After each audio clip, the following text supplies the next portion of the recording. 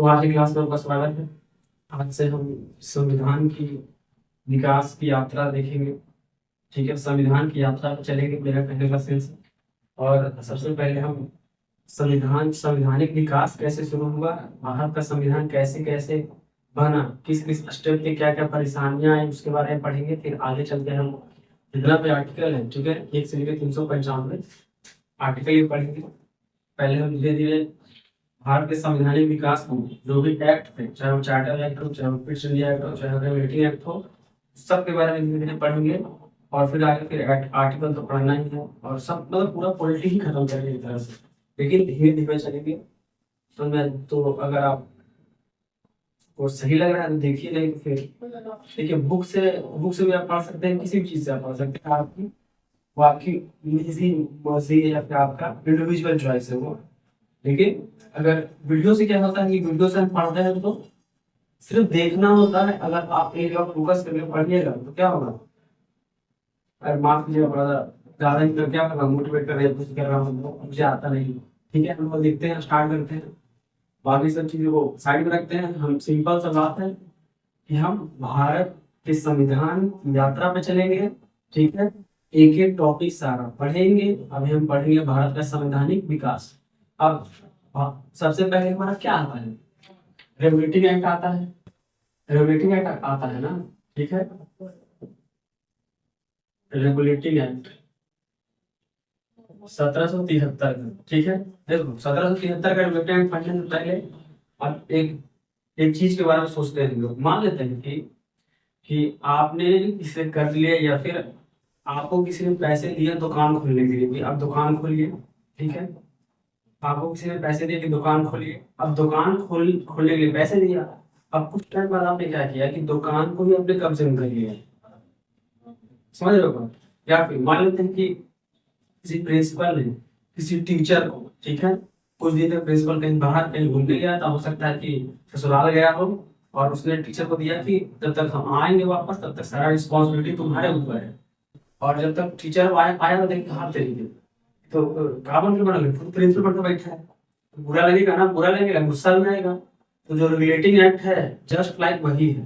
ठीक है, अंग्रेजों जो ब्रिटिश ईस्ट इंडिया कंपनी है उसको व्यापार करने का राइट्स मिला था, लेकिन बाद में उन्होंने क्या कर लिया, मनमानी किया, जिसकी वजह से रेगुलेटिंग एक्ट लाना पड़ा था। उसी के बारे में देखते हैं।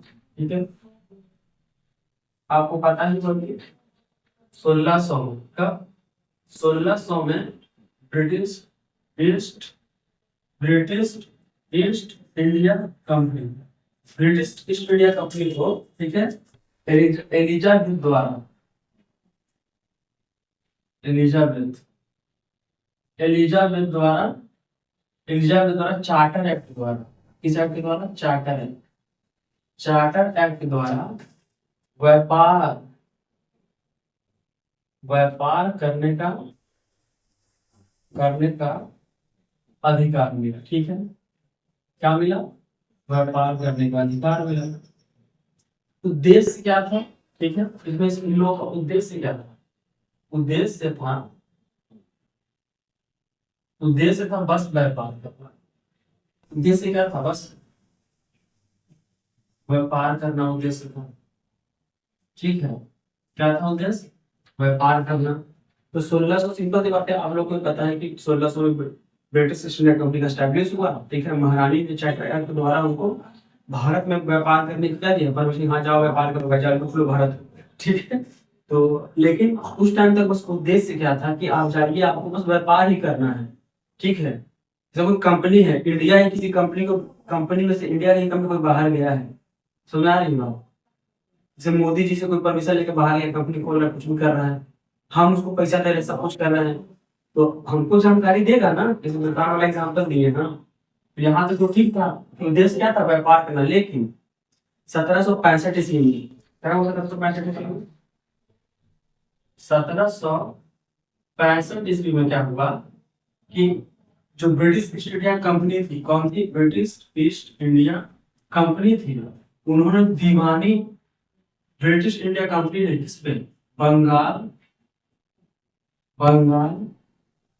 उड़ीसा और बिहार, बंगाल उड़ीसा और बिहार 1765 में हुआ है कि ब्रिटिश ईस्ट इंडिया कंपनी ने बंगाल, उड़ीसा और बिहार की दीवानी अपने हाथ में कर ली भाई। दीवानी का इन द सेंस वो बोल रहा है क्या, राजस्व, राजस्व, ठीक है, और न्याय।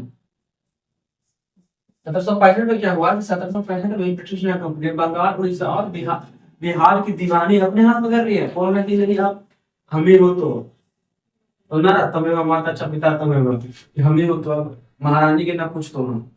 तो किसने क्या कर लिया, ब्रिटिश इंडियन कंपनी ने बंगाल, उड़ीसा और बिहार की दीवानी राजस्व और न्याय करने का जिम्मेदारी, रिस्पॉन्सिबिलिटी खुद ले लिया कि हम रहेंगे तुम लोग बाहर में, ठीक है। इसीलिए ठीक है, जब देखा कि इसको हम व्यापार करने के लिए भेजे हैं तो धोखा दिया यार। तो एलिजाबेथ गार में कहा ना, ठीक है।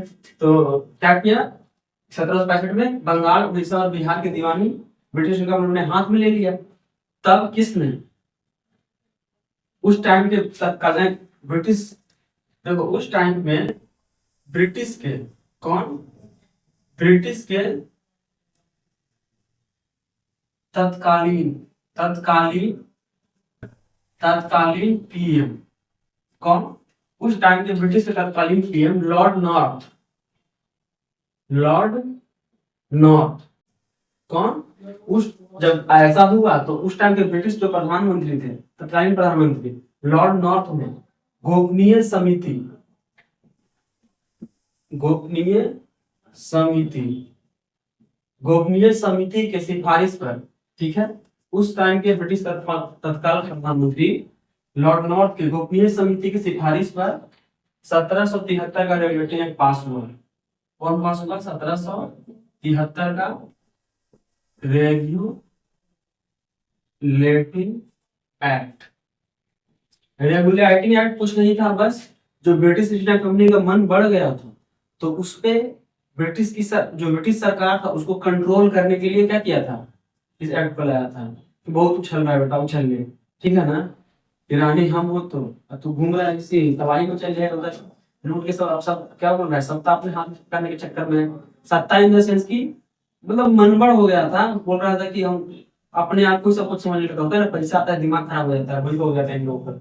तो उन पे कंट्रोल करने के लिए, किस पे, ब्रिटिश इंडिया कंपनी पे कंट्रोल करने के लिए 1773 का क्या आया था, रेगुलेटिंग एक्ट आया था, ठीक है। अब जैसे कि 1773 का रेगुलेटिंग एक्ट, अब सोचोगे डायरेक्ट पढ़ा रहे हैं, देखो हालांकि भारत का जो संवैधानिक विकास की जो यात्रा है उसको हम लोग 2 चरण में पढ़ेंगे, ठीक है। एक तो पढ़ेंगे, एक तो है क्या, ब्रिटिश ईस्ट इंडिया कंपनी के अंदर हुआ था, ठीक है। उसके बाद दूसरा जो था ब्रिटिश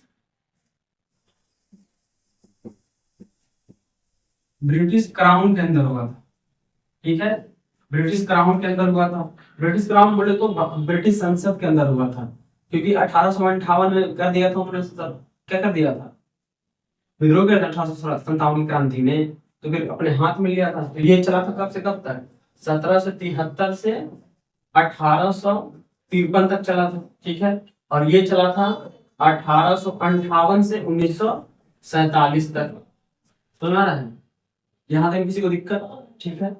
तो ये सब प्रोसेस चला, अब आ रहा है 1773 का रेगुलेटिंग एक्ट, ठीक है। आगे देखते हैं, अगर देखना देखने चाहिए इसको ये कर सकता हूँ, यहाँ तक समझ में आया, ठीक है।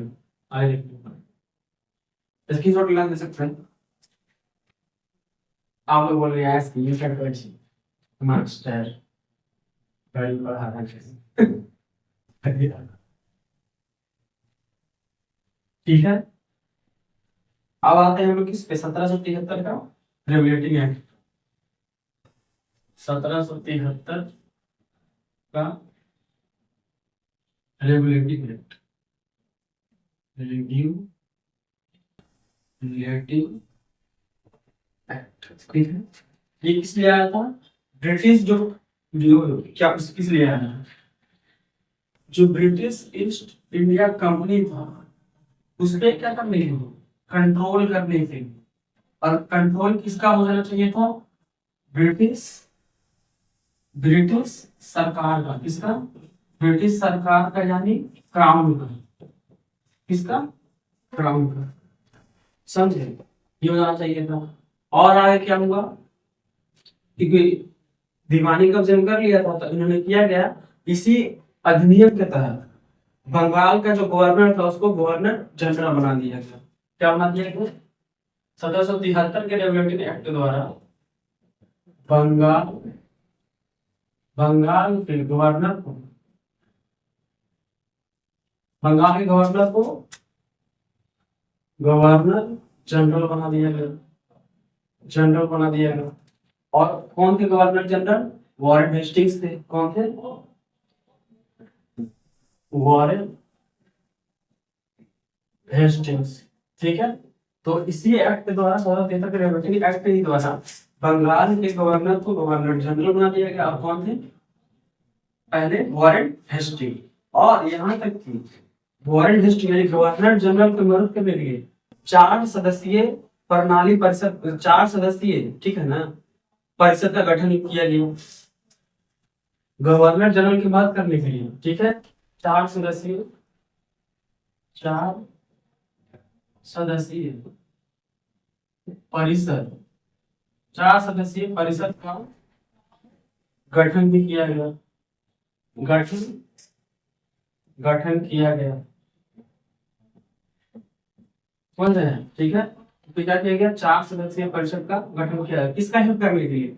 गवर्नर जनरल का हेल्प करने के लिए। ठीक है, फिर इसी रेगुलेटिंग एक्ट के तहत बंगाल, ठीक है, बंगाल, बिहार, सॉरी, मद्रास और बॉम्बे को बंगाल में क्या कर दिया गया? अधीन कर दिया गया। क्या कर दिया गया? इसी अधिनियम के तहत मद्रास और प्लस बम्बई को, मद्रास और बम्बई को किसके अधीन कर दिया गया? बंगाल के अधीन कर दिया गया। क्या कर दिया गया? बंगाल के अधीन कर दिया गया। देख लो कैसे, क्योंकि ज्यादा उनका मन बढ़ गया था तो उनको कंट्रोल करने के लिए सारा चीज जो ब्रिटिश क्राउन थी, ब्रिटिश सरकार थी, वो इसे सारा चीज कर रही थी। ठीक है, तो क्या कर दिया गया? मद्रास और बम्बई को बंगाल के अधीन कर दिया गया। फिर ब्रिटिश में यानी ब्रिटेन में ही 2 संस्था का व्यवस्था किया गया, जो जो ब्रिटिश इंडिया कंपनी है उसको क्या करता? देख रेख करते हैं, उसको पकड़ बनाता। तो एक का नाम क्या था? 2 संस्था का स्थापना किया गया। क्या किया गया? 2 संस्था का स्थापना किया गया। पहला संस्था क्या था? ठीक है, पहला संस्था क्या था? निर्देशक मंडल, निर्देशक मंडल। ठीक है, दूसरा क्या था? हितकारों का मंडल, हितकारों का मंडल। ठीक है, इसे बोलते हैं बोर्ड, कोर्ट ऑफ डायरेक्टर। निर्देशक का मंडल को बोलते हैं कोर्ट ऑफ डायरेक्टर, और हितकारों का मंडल को बोलते हैं board of stakeholder, board of stakeholder. समझ रहे हो? तो ब्रिटिश में 2 संस्था का स्थापना किया गया, जो कंपनी थी उस पर क्या करता? कंट्रोल करता। और फिर यही जो निर्देशक मंडल है ना, कोर्ट ऑफ डायरेक्टर, यही उस पर क्या करता है? कंट्रोल करने की कोशिश करता है। तो यहाँ तक किसी को दिक्कत कि रेगुलेटरी में पास किया गया, इसने क्या किया? ब्रिटिश कंपनी ने कंट्रोल, यानी ब्रिटिश सरकार जो क्राउन था उसको कंट्रोल करने के लिए, जो भेजा था व्यापार करने के लिए, उसने क्या, उसके इस एक्ट के द्वारा क्या हुआ कि बंगाल के गवर्नर को गवर्नर जनरल बना दिया गया। पहले गवर्नर कौन थे? वॉरेन हेस्टिंग थे। और गवर्नर जनरल की बात करेंगे, 4 सदस्यीय प्रणाली परिषद का भी गठन किया गया। चलो 4 सदस्यीय परिषद का गठन किया गया जो गवर्नर जनरल का हेल्प करता। ठीक है, उसके बाद मद्रास और बम्बई को बंगाल के अधीन कर दिया गया, ताकि सारा चीज क्या है? कंट्रोल में रहे। और ब्रिटेन में 2 संस्था का स्थापना किया गया, जो ब्रिटिश ईस्ट इंडिया कंपनी पे क्या करता? निगरानी रखता है या देखता है क्या कर रहा है, नहीं कर रहा है। कौन सा? निदेशक मंडल, जिसको कोर्ट ऑफ डायरेक्टर बोलते हैं, और हितकारों का मंडल, जिसे बोर्ड ऑफ स्टेक होल्डर बोलते हैं। चलिए इसको देख लीजिए, इसको रिलीज करेंगे। ठीक है, इसको दे सकते हैं।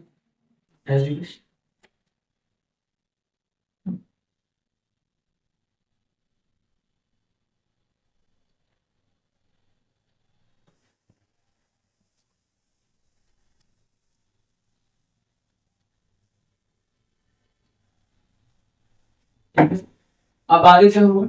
अब इसी एक्ट के तहत 1774 में क्या हुआ? रेगुलेटिंग एक्ट में 1774 में कोलकाता में क्या हुआ? उच्चतम न्यायालय की स्थापना हुई। उच्चतम न्यायालय क्या हुआ? स्थापना हुआ। उच्चतम न्यायालय का स्थापना हुआ, जिसके एक न्यायाधीश और 3 अन्य न्यायाधीश बने। ठीक है, इसके क्या बने? एक मुख्य न्यायाधीश और 3 अन्य न्यायाधीश बने। एक क्या हो गया? मुख्य न्यायाधीश, ठीक है, न्यायाधीश और 3 अन्य, ठीक है, 3 अन्य न्यायाधीश बने। जो मुख्य न्यायाधीश थे वो कौन थे? लॉर्ड एलिजा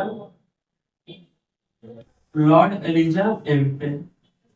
ठीक है, 74 में क्या हुआ? कलकत्ता में उच्चतम न्यायालय का स्थापना होगी, जिसके एक मुख्य न्यायाधीश और 3 अन्य न्यायाधीश बने। जो मुख्य न्यायाधीश थे वो कौन थे? Lord Elijah Aamby.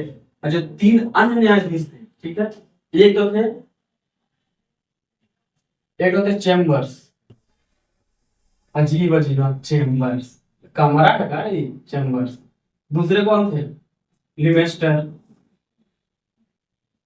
लिमेस्टर। और तीसरे थे हाइड स्टीफन। ठीक है, तो 1774 में क्या हुआ? कोलकाता में उच्चतम न्यायालय की स्थापना हुई, जिसके एक मुख्य न्यायाधीश और 3 अन्य न्यायाधीश थे। मुख्य न्यायाधीश कौन थे? Lord Elijah Impey. और 3 अन्य न्यायाधीश कौन थे? एक तो चैम्बर्स था, दूसरा लिमेस्टर था, तीसरा हाइड स्टीफन था। ठीक है, और क्या किया गया इसमें? और क्या किया गया कि जो निजी व्यापार और जैसे कंपनी को भेजा गया था व्यापार करने के लिए, तो ये निजी भी कर रहे थे। दुकान खोले तो बगल में वो खुद का दुकान भी खोलेंगे, समझ आ रहा है? उससे पैसा अर्न करेंगे, अब बगल से खुद का दुकान भी खोलेंगे कि साइड से एक्स्ट्रा मनी भी आता रहे, है कि नहीं? चोर है सब। ठीक है, तो क्या किया गया? उन्होंने क्या किया कि निजी व्यापार, इस एक्ट में और क्या था कि निजी व्यापार, ठीक है, प्लस भारतीयों से उपहार लेना, भारतीयों से उपहार लेने क्या कर दिया? पाबंदी लगा दिया गया। क्या कर दिया गया? निजी व्यापार तो नहीं करना है, करने नहीं देंगे, हम लगा देंगे। और भारतीयों से उपहार लेना क्या कर दिया? बंद ना, अब ना मत, तो ठीक है ना, अकेले तो नहीं लूट सकता है, कंपनी भेजा है लूटने के लिए ना, तो साथ में लूटो। अकेले लूटेगा तो कैसे? दिक्कत हो रहा है हमको। ठीक है, कौन बोल रहा है? ब्रिटिश सरकार बोल रही है। और क्या किया गया? और ब्रिटिश ईस्ट इंडिया कंपनी को ये बोला गया कि तुम क्या करेगा? तुम नागरिक राजस्व और सैनिक की जानकारी देगा। जानकारी देना, किसको देना? जानकारी ब्रिटिश सरकार को देना। ब्रिटिश सरकार को देना अनिवार्य कर दिया। क्या कर दिया? अनिवार्य। कर रहे हो? क्या किया कि निजी व्यापार तो नहीं करने देंगे। और भारतीय से उपहार, हमने से उपहार लेता, गिफ्ट लेता था, गिफ्ट, तभी सरकार गिफ्ट के चलन चल रहा है वो। क्या लगता है? कमेंट करके बताओ तो। ठीक है, और क्या किया गया कि ब्रिटिश ईस्ट इंडिया कंपनी को यह आदेश दिया गया कि बहुत कहाँ कितना नागरिक है, राजस्व कितना इकट्ठा, पैसा कितना छाप ले, पैसा और सैनिक कितना जमा कर ले भाई, उस सबका जानकारी तो किसको देगा? ब्रिटिश सरकार को देगा। समझ रहे हो? कौन बोल रहा है भाई? ब्रिटिश सरकार बोल रही है। किसको बोल रहे? देखो, ब्रिटिश सरकार अलग है और ब्रिटिश ईस्ट इंडिया कंपनी अलग है। कंपनी है एक तरह से, कोई कंपनी है, सरकार उसको भेजी थी व्यापार करने के लिए। तो ये था 1773 का रेगुलेटिंग एक्ट। ठीक है, अब हम देखेंगे क्या पिट्स इंडिया एक्ट के बारे में देखेंगे। पिट्स इंडिया एक्ट, इसको इरेज कर देते हैं।